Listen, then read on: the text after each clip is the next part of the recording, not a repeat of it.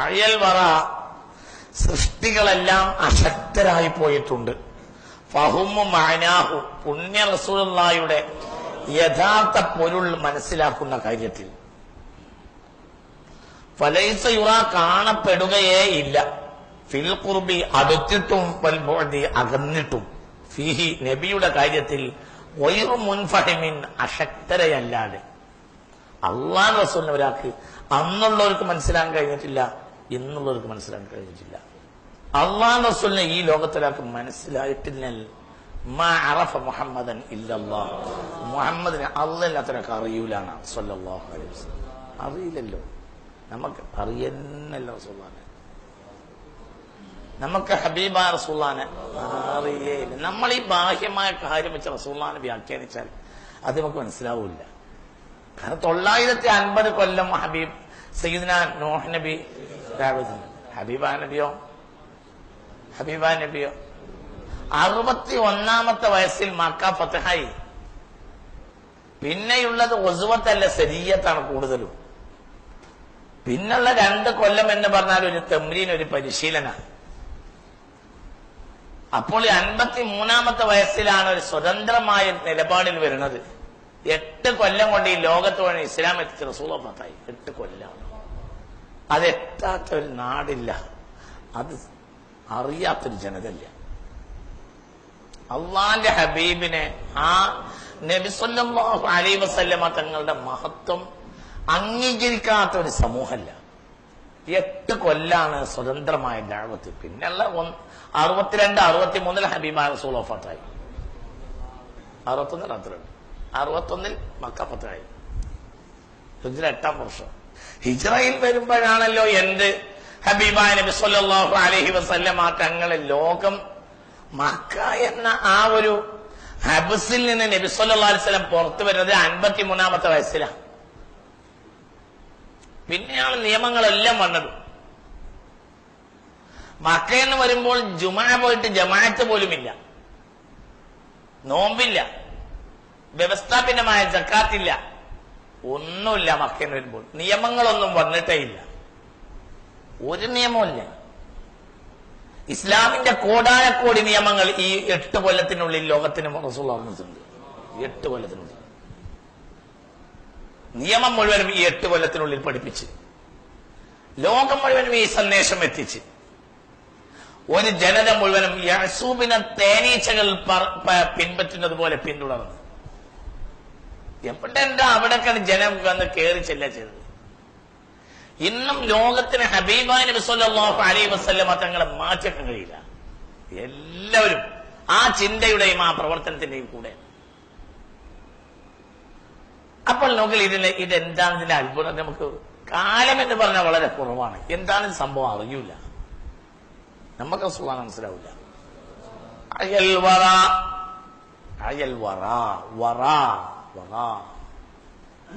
പറഞ്ഞ മാസിവല്ലാഹ്, അല്ലാഹ് അല്ലാത്ത എല്ലാവർക്കും പറയുന്നതാണ് എന്ത് വറ. ഖൽഖ് സൃഷ്ടികൾക്കാണ് എന്ത് പറയാ വറ. സൃഷ്ടിജാലങ്ങൾ മുഴുവനും അശക്തരായിരിക്കുന്നു.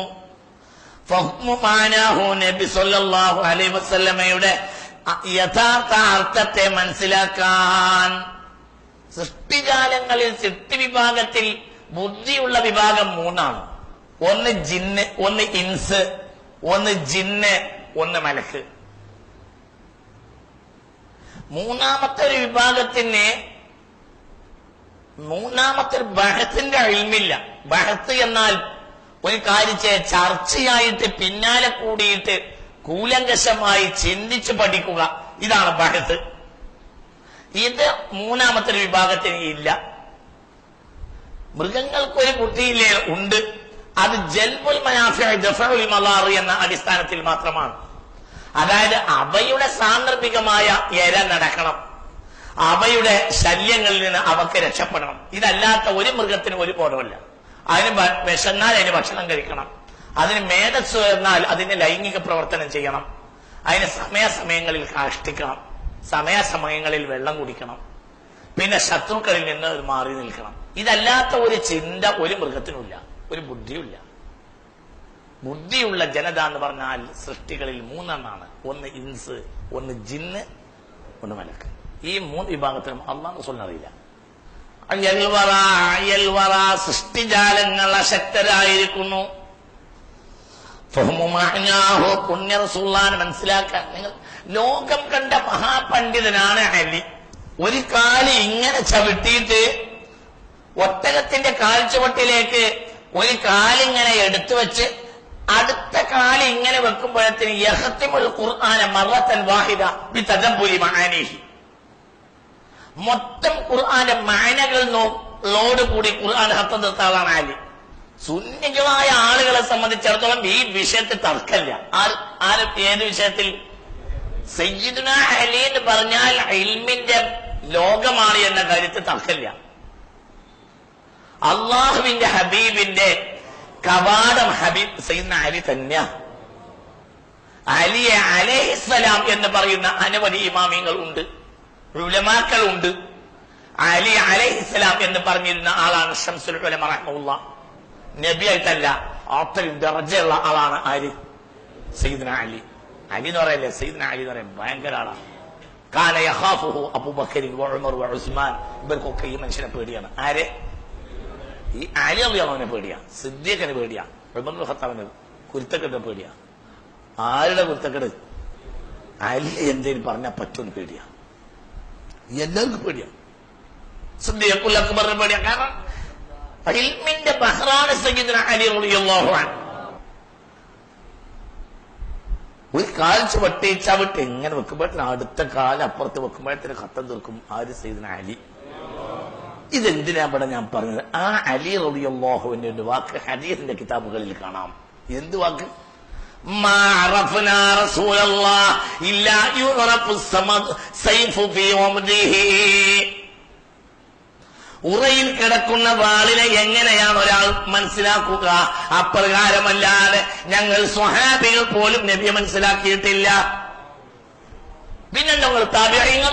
ഒരാളെ വാളിന് എത്ര ഊട്ടുണ്ട്, എത്ര തിരിയുന്നവന് ഊട്ട് തിരിയും, പാല് തിരിയുന്നവന്. പക്ഷെ എന്ത് വേണം? പാലക്കുട്ടി എന്ത് വേണം? ഉറയിന് വാളെടുത്ത് നോക്കിയിട്ടാണ് എന്നെ ഊട്ട് പരിശോധിക്കുക. ഉറയിലിട്ട വാളിനെ ഒരാൾ മനസ്സിലാക്കാൻ എങ്ങനെയാവും? അങ്ങനെയല്ലാതെ നബിയെ ഞങ്ങൾ മനസ്സിലാക്കിയിട്ടില്ല. അയ്യോ കൗല ഇത് എല്ലാ ഇതിന് തവിലുണ്ട് ഈ വാക്ക്. ഉറയിലിട്ട വാളിനെ മനസ്സിലാക്കപ്പെടുന്നത് പോലെയല്ലാതെ മുത്ത് റസൂലുള്ളാഹിനെ ഞങ്ങൾ മനസ്സിലാക്കിയിട്ടില്ല. അല്ലാഹു റസൂലിനെ ഞങ്ങൾക്ക് അറിയൂല. ആര് പറഞ്ഞു? സയ്യിദുനാ അലി. മാ യഅരിഫു മുഹമ്മദൻ ഇല്ലാ ഖാലിഖു.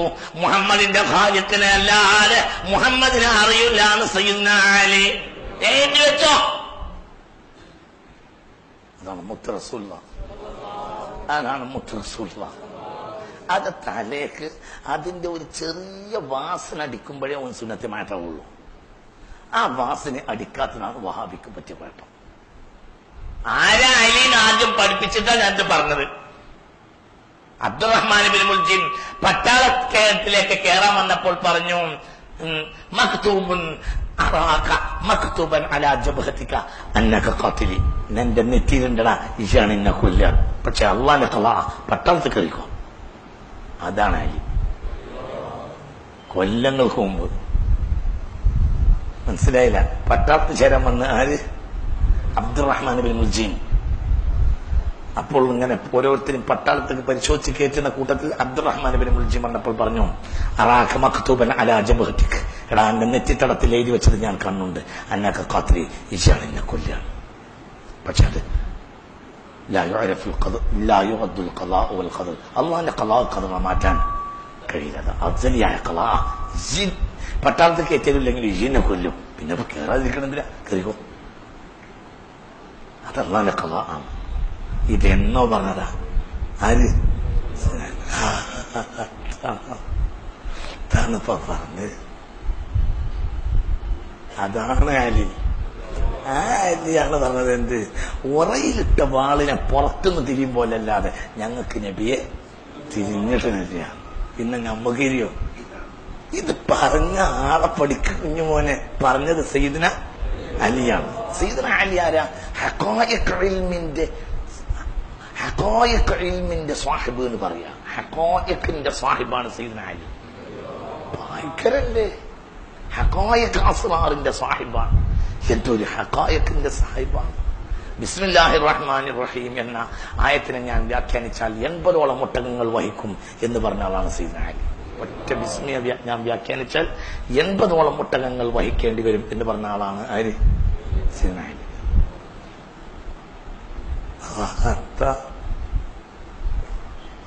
എന്താണ് ഇൽമിന്റെ ഒരു ബഹർ? എന്താ?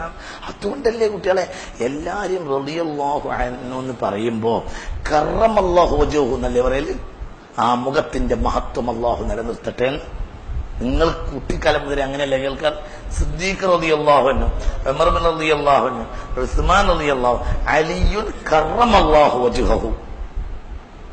അലിയാരി കറമല്ലാഹ്, അള്ളാഹു ബഹുമാനിച്ചിട്ടുണ്ട്. വജ്ഹഹു, അവരുടെ മുഖത്തെ ആ ബഹുമാനം അള്ളാഹു നിലനിർത്തട്ടെ. അതാണ് അതിന്റെ അർത്ഥം. എല്ലാരും റളിയല്ലാഹു അൻഹു അലിന്റെ അടുത്തേക്ക് കറമല്ലാഹു വജ്ഹഹു. അപ്പൊ ആരാ? അപ്പോൾ അലി ആരാ? ആലിയാണ് പറഞ്ഞത്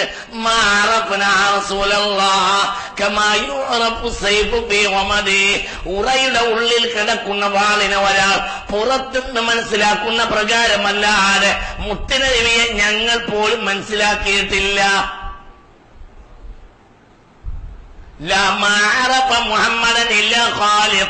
മുഹമ്മദ് നബിയെ സൃഷ്ടിച്ച അല്ലാതെ മുഹമ്മദ് നബിയെ അറിയുകയില്ല.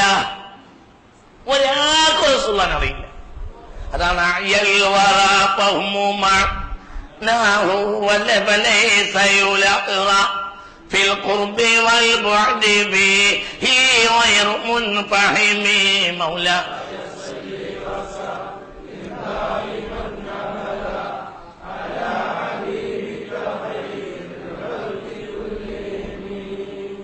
ഉവൈസ് വന്നിട്ട് പറയുന്നുണ്ട് സ്വഹാബികളോട്. ഇതേ വാക്ക് ഉവൈസ് പറയുന്നുണ്ട്. കറന്നാട്ടുകാരനായ ലോകം കണ്ട ആശിഖായ ഉവൈസ് പറയുന്നുണ്ട്,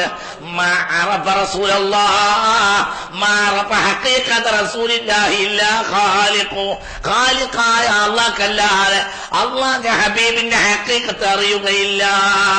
അപ്പോൾ ഈ വാക്ക് കേട്ടവർ ചോദിച്ചു, വല അബൂബക്കർ, അബൂബക്കർ നബിയെ മനസ്സിലായിട്ടില്ലേ? വല അബൂബക്കർ വല ഉമർ വല ഉസ്മാൻ വല അലി, അവർക്ക് പോലും അറിയില്ല. പിന്നെണ്ടോ നിനക്ക്? ഇത് ഉവൈസ് പറഞ്ഞതാണ്. ചരിത്രം മുഴുവൻ ഇത് രേഖപ്പെടുത്തി. ഉവൈസിന്റെ വാക്കത്. ആശിഖുർ റസൂലായ സയ്യിദ്ന ഉവൈസുൽ ഖറനി റളിയല്ലാഹു അൻഹു സയ്യിദുൽ താബിഈന ഫി സുഹദാൻ.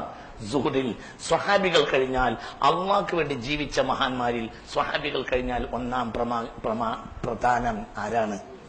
ഉവൈസാണ് എന്ന് ശറഹ് മുസ്ലിമിൽ ഇമാം നവവി രേഖപ്പെടുത്തിയിട്ടുണ്ട്. ഒന്നും എന്റെ വകയല്ല. ബാബു ഫളി ഉവൈസ് എന്ന അധ്യായത്തിന്റെ താഴെ ഇമാം നവവി റളിയല്ലാഹു അൻഹു ശറഹ് മുസ്ലിമിൽ എഴുതി വെച്ചിട്ടുണ്ട്, സയ്യിദുൽ താബിഈന ഫി സുഹദി, അള്ളാഹ്ക്ക് വേണ്ടി എല്ലാം ത്യജിച്ചവരിൽ സ്വഹാബികളിൽ കഴിഞ്ഞാൽ നേതാവ് ഉവൈസാണ് റളിയല്ലാഹു അൻഹു. ആ ഉവൈസിന്റെ വാക്ക് എന്താ?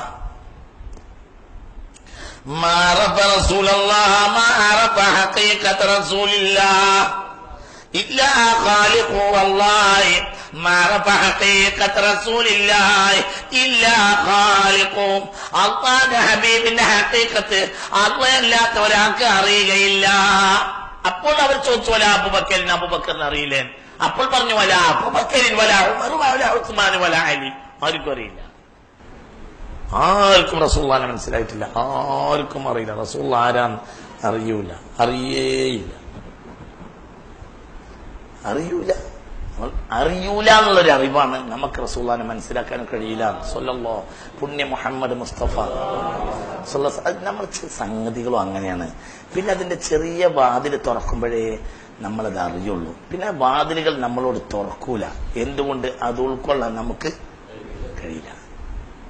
വാതിലുകൾ നമ്മൾ ഒരു അബദിന്റെ അസ്ലഹായ മസ്ലഹത്ത് മാത്രമേ ഖാലിഖ് അബദിന് ചെയ്തു കൊടുക്കുള്ളൂ. അപ്പൊ നമ്മളത് അറിയുന്നതിൽ ഖൈറുണ്ടാവില്ല. ഇൽമ് എന്ന് പറഞ്ഞ സംഗതി ദുനിയാവെന്ന് പോയിട്ടല്ലേ നമ്മൾ വന്നത്? അല്ല, ഇൽമ എടുത്തു പോയിട്ട് വന്ന മനുഷ്യന്മാരാണ് നമ്മൾ. ഈ ഇൽമ എന്ന് പറഞ്ഞാൽ ഇന്ന് നമുക്ക് കൗതുകമാണ്. എന്നാൽ ഇൽമ കൗതുകമല്ല, ഇൽമ തത്വഹീറാണ്.